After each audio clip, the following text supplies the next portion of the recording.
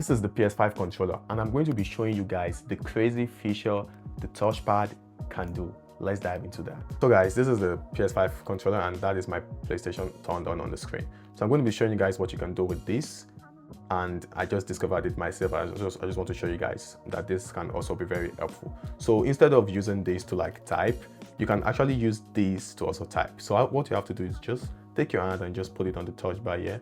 And if you want to search for a game, just click that. You get the letters, and you just type. Like this can pretty much go around for like typing.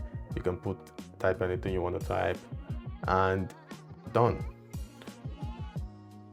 And yeah, that's it. So basically it works for just typing. Whenever you want to search for something, you can use the touchpad to like play around and do whatever you want to do.